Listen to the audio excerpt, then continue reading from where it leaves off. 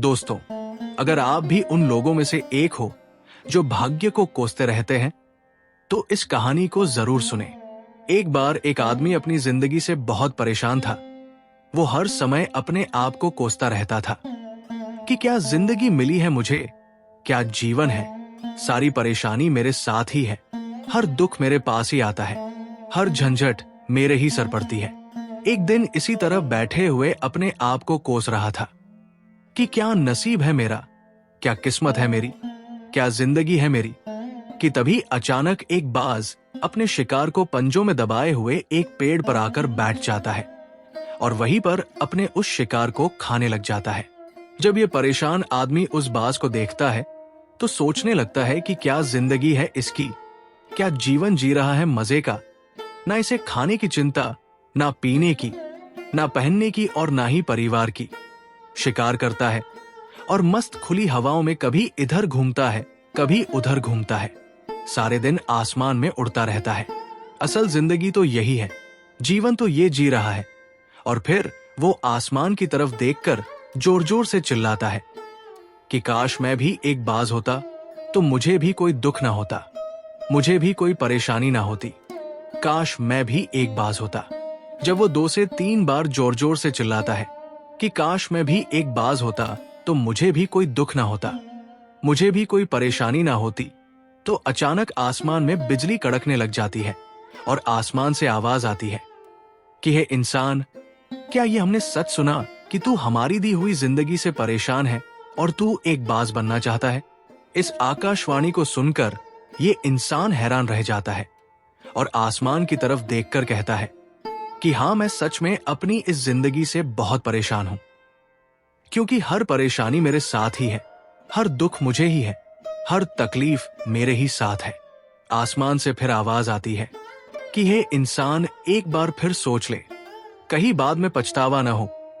लेकिन अगर फिर भी तू चाहता है कि हम तुझे बाज बना दें, तो हम तुझे बाज बना देंगे।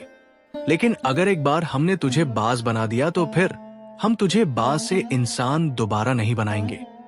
वो आदमी तुरंत जवाब देता है कि मैंने अच्छी तरह से सोच लिया है कि मुझे बाज ही बनना है, और एक बार बाज बनने के बाद मैं दोबारा कभी नहीं कहूंगा कि मुझे इंसान बनना है।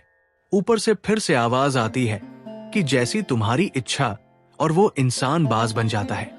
बाज बनते ही वो इंसान खुली हवाओं में उड़ने लगता है, कभी उड़ता हुआ इधर चला जाता है, कभी उड़ता हुआ उधर चला जाता है, और सोचता है क्या मजे की जिंदगी है। असल जिंदगी तो यही है, ना कोई चिंता, ना कोई परेशानी, ना कोई डर। वो सारा दिन ऊंचे आसमान में उड़ता रहता है। 2-3 मिनट पंख मारता है, उसके बाद पंख मारना बंद कर देता है और लंबे समय तक हवाओं में तैरता रहता है। इसी तरह हवाओं में तैरते हुए शाम का समय नजदीक आ जाता है, तो वो सोचता है कि मेरे पास रहने का एक ठिकाना भी होना चाहिए, मेरा अपना एक घर होना चाहिए जहां मैं रात में आराम कर सकूं। ये सोचकर वो छोटी छोटी लकड़ियां इकट्ठा करने लग जाता है और एक ऊंचे पेड़ पर अपना घोंसला बनाने लग जाता है। एक एक लकड़ियां इकट्ठा करके वो अपने लिए एक सुंदर सा घोंसला तैयार कर लेता है और रात में उसी में सो जाता है और सोचता है सुबह उठकर शिकार भी करूंगा, और सुबह उठकर फिर से मौज मस्ती भी करेंगे, खुली हवाओं में उड़ेंगे। सुबह होते ही वो शिकार की तलाश में निकल पड़ता है, हवाओं में उड़ता रहता है। ऊपर से देखता है कि कहीं जमीन पर मुझे कोई शिकार नजर आए तो मैं तुरंत जाकर उसे दबोच लूं और वहीं पर खा लूं। लेकिन उसे कोई शिकार नजर नहीं आता। काफी समय बीत जाता है, वो लगातार ऊंचाई से शिकार को ढूंढता रहता है, लेकिन उसे कोई शिकार नहीं मिलता। पास एक जंगल होता है, ये उस जंगल में चला जाता है, ये सोचकर कि शायद वहां कोई अच्छा सा शिकार मेरे हाथ आ जाए। ये जंगल के ऊपर उड़कर शिकार को ढूंढता रहता है, जंगल के अंदर जाकर भी शिकार को ढूंढता है, लेकिन इसे वहां भी कोई शिकार नहीं मिलता। शाम का समय नजदीक आ जाता है, तो मायूस होकर वापस अपने घोंसले की तरफ लौट रहा होता है कि रास्ते में थककर एक पेड़ के ऊपर बैठ जाता है। जब ये उस पेड़ के ऊपर बैठा होता है तो उसकी नजर एक बीमार चिड़िया पर पड़ती है जो कि कमजोर अवस्था में होती है। ये तुरंत जाकर उसे दबोच लेता है, उसके पंख निकालकर अलग कर देता है और उसे खा जाता है। उस चिड़िया को खाने के बाद वो अपने घोंसले की तरफ उड़ जाता है और रास्ते में सोचता है कि चलो बीमार चिड़िया ही सही, लेकिन कुछ तो खाने को मिला। वो अपने घोंसले में पहुंचकर आराम करने लगता है और सोचता है सुबह एक अच्छा सा शिकार पकड़ूंगा और अपनी भूख मिटा लूंगा। जैसे ही सुबह होता है ये निकल पड़ता है अपने शिकार की तलाश में। हवा में उड़ता रहता है, लेकिन आज फिर कोई शिकार इसके हाथ नहीं आता। काफी समय बीत जाता है। ये ऊंचाई पर जाकर अपनी तेज नजरों से शिकार को ढूंढने की पूरी कोशिश करता है, लेकिन इसे कोई भी शिकार नजर नहीं आता। फिर ये पास के उस जंगल की तरफ चला जाता है, लेकिन इसे वहां भी कोई शिकार नहीं मिलता। इसी प्रकार पूरे दिन उड़ते उड़ते शाम का समय नजदीक आ जाता है तो ये निराश होकर वापस लौटने लगता है और रास्ते में एक पेड़ पर आकर बैठ जाता है। सोचता है शायद आज फिर कोई बीमार चिड़िया मेरा इंतजार कर रही हो, लेकिन हर बार किस्मत मेहरबान नहीं होती है। आज इसे कोई बीमार चिड़िया नहीं मिलती। ये थक हार कर वापस अपने घोंसले की तरफ चल पड़ता है और घोंसले में पहुंचकर भूखा प्यासा ही सो जाता है और सोचता है कल सुबह एक बड़ा सा शिकार पकड़ूंगा और आज की भूख भी मिटा लूंगा। रात को अपने घोंसले में सोया होता है गहरी नींद में कि तभी एक भयानक तूफान आता है। इस तूफान की हवा इतनी तेज होती है कि इसके घोंसले को उड़ाकर एक जगह से कहीं दूर दूसरी जगह गिरा देता है। ये जहां पर गिरता है वहां नीचे एक निकली लकड़ी पड़ी होती है जो इसके पंजे में गड़ जाती है और इसे बुरी तरह घायल कर देती है। तूफान के रुकने के बाद बारिश शुरू हो जाती है। तेज बारिश होती रहती है, पर यह किसी तरह से पेड़ के पत्तों के बीच छुपकर बैठा रहता है। बड़ी मुश्किल से इसकी रात कटती है। जब सुबह होती है तो बारिश रुक जाती है। बारिश के रुकते ही चारों तरफ खुशियां छा जाती है। चारों तरफ हरियाली छा जाती है। नदियां और झरने तेजी से बहने लगते हैं। सब कुछ फिर पहले के जैसा हो जाता है, लेकिन ये बाज अब पहले के जैसा नहीं रहा। इसका पांव बुरी तरह घायल हो चुका है। इसके पंजे में जो लकड़ी लगी थी उसकी वजह से इसका पंजा बुरी तरह जख्मी हो गया है। और शायद आपको पता होगा कि बाज का जो पंजा होता है वो उसके शिकार को पकड़ने के लिए सबसे जरूरी होता है, क्योंकि बाज अपने पंजों से ही अपने शिकार को पकड़ता है, दबोचता है और फिर अपनी चोंच के माध्यम से नोच नोच कर खाता है। लेकिन अब इस बाज का पंजा बुरी तरह से घायल हो चुका था और वो पिछले 2 दिनों से भूखा भी था। ये शिकार की खोज में थोड़ा सा उड़ता है कि शायद फिर कहीं कोई बीमार चिड़िया इसे मिल जाए, लेकिन कहां बार बार कोई बीमार चिड़िया मिलने वाली थी। वो कुछ देर तक उड़ता है, लेकिन फिर भूख और दर्द के मारे थक कर एक पेड़ पर आकर बैठ जाता है। वो पेड़ पर आकर बैठ तो जाता है, लेकिन उसे पता नहीं था कि यहाँ एक और मुसीबत उसका इंतजार कर रही है। और वो मुसीबत ये थी कि 8-10 कौओं का एक झुंड मिलकर इसे परेशान करने लग जाते हैं। इसके ऊपर आकर इसके घाव में चोंच मारने लग जाते हैं।